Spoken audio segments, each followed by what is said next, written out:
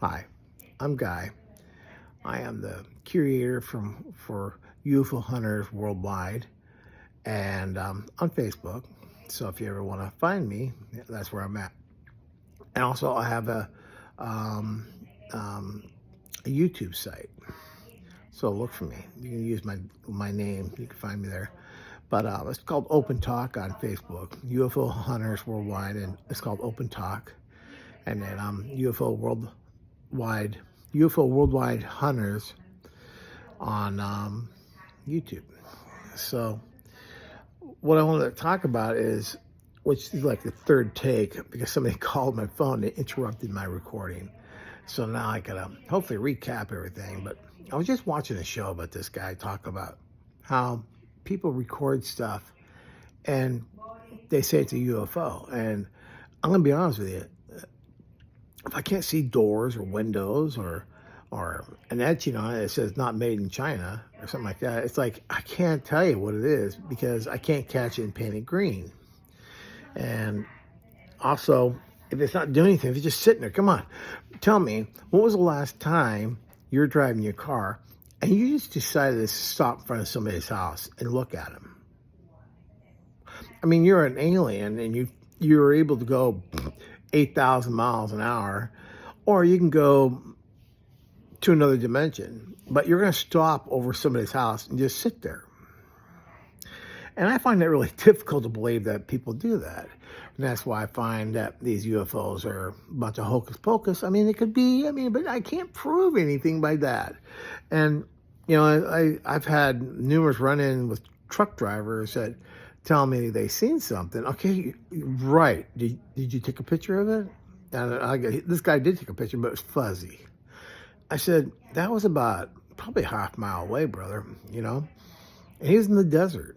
And I told him, get out of your effing truck and hop on out there. Go to it. Oh no, I can't do that. I go, so why even waste your time taking a picture of this thing if you're not going to, put the energy into it? Because, if you get a really, really good picture, man, that could be worth some money to you. I mean, serious money. Science needs more technically perfect stuff. So what do we got going on right now? Everybody's got UFOs and they got, orbs flying around. And what are we getting? We're getting a light in the lens. And so in my impression, these are probably government things or people are just being aggravating. And I got something else to bring up that's really disturbing here in a minute. But I just want to say that these things that are going on, the orbs, let's talk about the orbs next here. Now, these orbs, I'm concerned about them because they stay up high now. They're not down where you can see them as well. And there has been some videos of these things, and it looks like a water drop on a glass, and the light is strobing through the glass, and they're looking at it with the camera. And I just lost my light, when you know it. But the thing is, these pictures are not enough to make a difference. You know what I'm saying? There's just like nothing to it. I mean, they're not giving you anything with it. There's nothing to it. And the science is like really hacked. I mean, it's just like we're not getting anywhere with it. And I'm concerned about that because if there's an invasion, we're going to need to know everything we need to know about these things. I'm not no super scientist or anything, but I used to be the go-to for making circuit boards. I'm the inventor of the first 15-layer circuit board, Sunstrand Data Control in Seattle. I made the first ones ever made. And that was for the F-16 fighter jet. I made stuff for Hubble telescope, and I was R&D for making parts for the protective microwave filters for the B-1 bomber. But I'm all out of that stuff. You don't get no rich out of that because everybody wants you to put out this stuff and they want you to think for them, but they don't want to pay. I made okay money, but nothing to get rich on. It's when later I got with the airlines. And I made good money for 32 years doing that. But now I'm an old man. I'm 250 years old. But some of the things I'm concerned about is these orbs are not staying on the surface. And there are some things I know about from being a MUFON. I read about some of the stuff. And one of the things I'm concerned about is I think the reason why they're here is a very simple task. I think they're here to look at us. They find us interesting. I feel like we're like animals in a zoo. You know what I mean? And nobody's been able to really clarify what these things are. I mean, I've seen them up close. I've seen one up close within arm's reach, and it's a black dot in the center, and it's beautiful, beautiful, like aura around it. You know, it's like a beautiful light around it, electrical field like around it, but no mass. But I could tell the thing was thinking because it moved around in such a way, you know. But all these orbs I see are doing the same thing. And they can either go fast or they come out of each other or go into each other and go away or turn on and off. And it could be somebody's clever idea, but come on, there are so many of them. It's really hard for me to believe that a few kids are having a good time making these things. And that's one of the things I've wondered about before. It's like, who would be interested in doing such a silly thing, you know? I think they're here to watch us. I think there's a reason behind it. And sometime back, there was a nuclear missile silo area, and there were guards outside, and these orbs came up. Now, they were different orbs then. They described much bigger than what I've seen. And the thing is, they came down and shut the missile silos down. Now, this is back in the 60s, from what I believe. And they actually had a congressional meeting just a couple of years back about this. When, you know, they're like, what are we going to do about this? You know, this is really strange stuff. The United States is not the only place this has happened. That's the whole funny thing about it. Now, recently, there was an orb caught in a tree. Now, I don't know what the deal was with that. You know, I don't know if it was an orb or a plastic bag with some little Twinkie Christmas lights inside. You don't know because nobody says. And plus, they found an actual drone and they showed the guts and it looked like a machine to me. So, you know, there's that. You know, it's really hard to prove anything when, you know, the government runs in and goes, okay, it's all security, we can't let you see it, they take it, but it could be something that a private citizen could have because, you know, the government doesn't have reign over everything, though they got big guys with big muscles and guns, you know, so it kind of ruins it for you, you know what I mean? So one of the things I'd like to bring a light to is some news that's just been coming up recently. And it's really got me concerned. And they're talking about fog. Some of the fog looked like snow falling down. And I thought, well, that could come from a volcano, really. Or maybe a nuclear strike somewhere. Maybe somebody's testing nuclear products. And that would hit the news big time, right? You know, you would think that would be big time news. So, and then the fog coming in off the ocean. Now, that should concern you. That should really concern you. I mean, what is to say that a nuclear submarine isn't releasing a biohazard? That could be a problem. One town said it was putting white stuff on the water. That could concern you. I saw videos of that. I don't know if there's any truth to it. You know, I wasn't there. I'd sure like to do some, you know, take some samples of it, check the pH, make sure there's no metal content in it. Is it alkaline? You know, I mean, what is it? You know, is it something that's a bile? Is it something like like they were putting that silver nitrate in the air? They're putting a silver product in the air, silver nitrous or something like that. It's part of trying to get the weather the rain, right? And so we've been seeding clouds for many, many years. It's not a new thing. And also they think that they may be putting antibacterial into the air to keep disease down. But I'm thinking it could be the Chinese up to something, doing some genetic thing, targeting us people. We don't know. I mean, maybe only non-Asian people. You know, we don't know. I haven't heard the government come forward and say anything about it. And that concerns me a lot. And then I heard people are getting sick. Now, let me talk about that one. I have been noticing there's a funny smell in the air. And my today myself. I was down in Pittsburgh.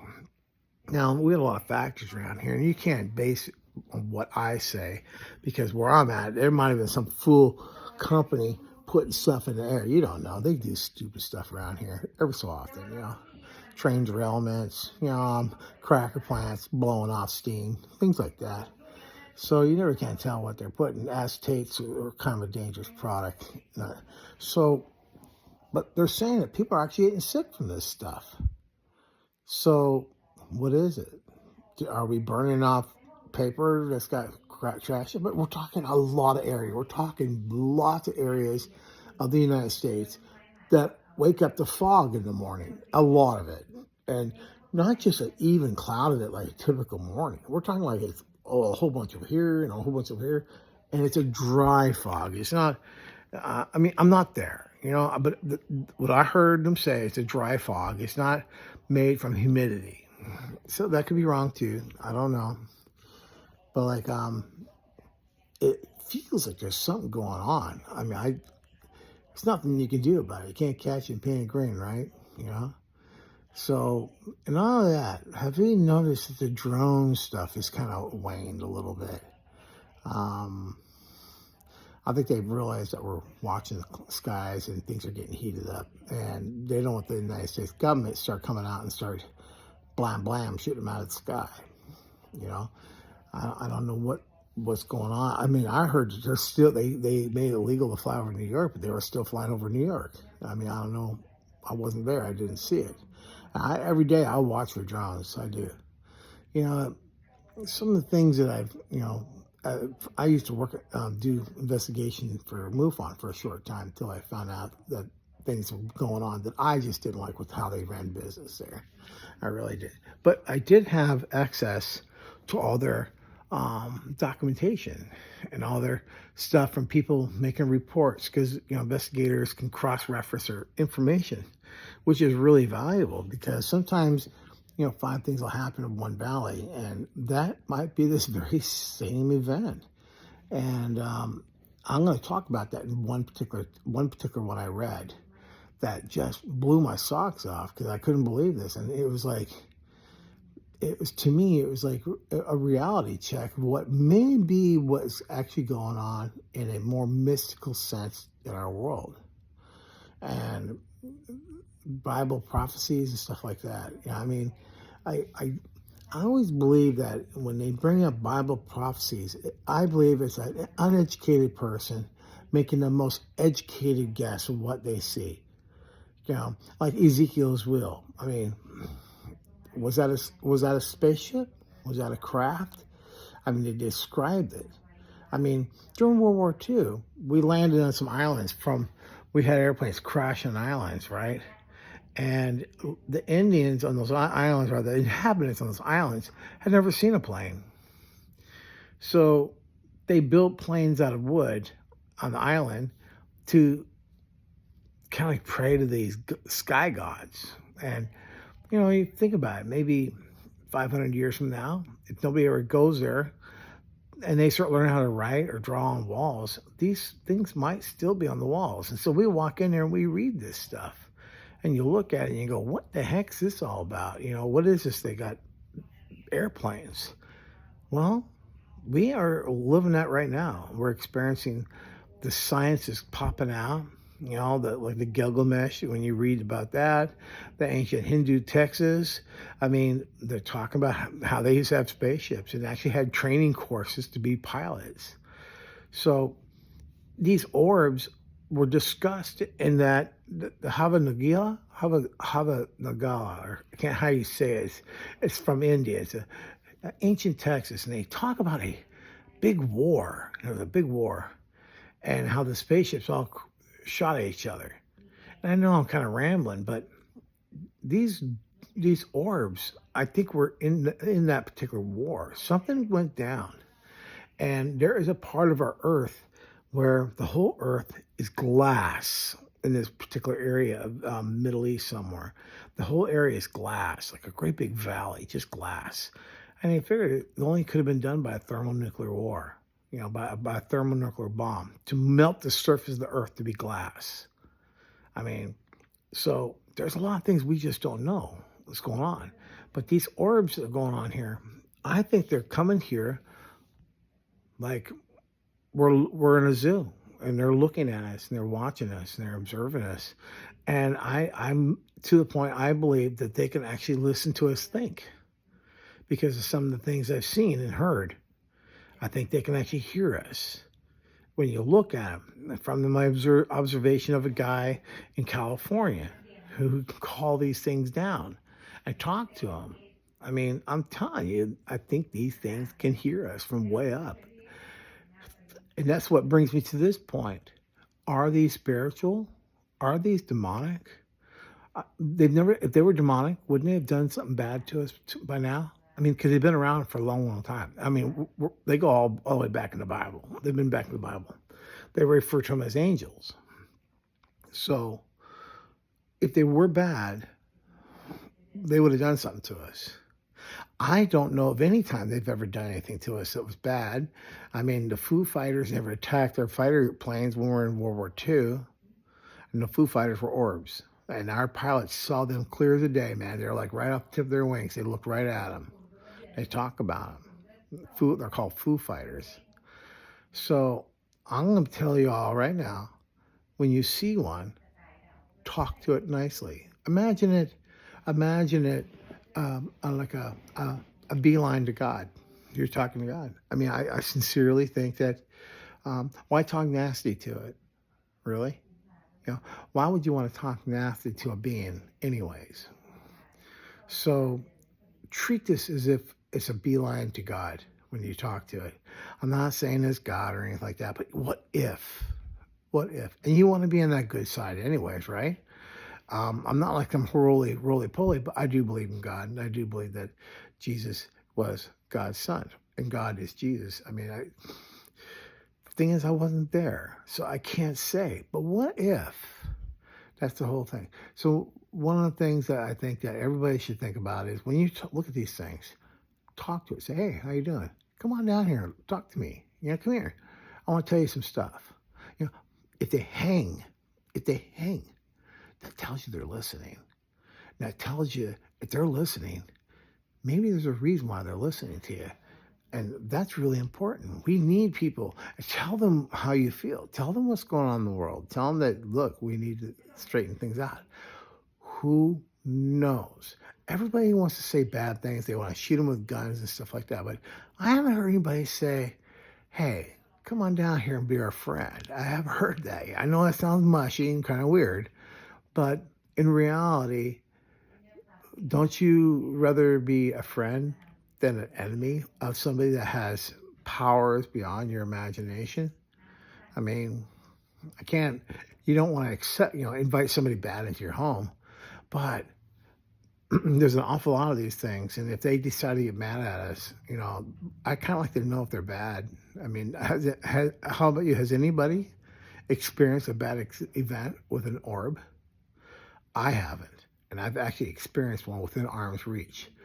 I feel like it was just staring at me, I think it was wanting to see what I was going to say, and sometimes I feel ashamed because I don't say what I should say, and after it's all over, I get my one chance, I messed up. So I want you all to think about this, all right? And have a good day. This is Guy from UFO Hunters Worldwide, and try to keep it scientific. And be nice.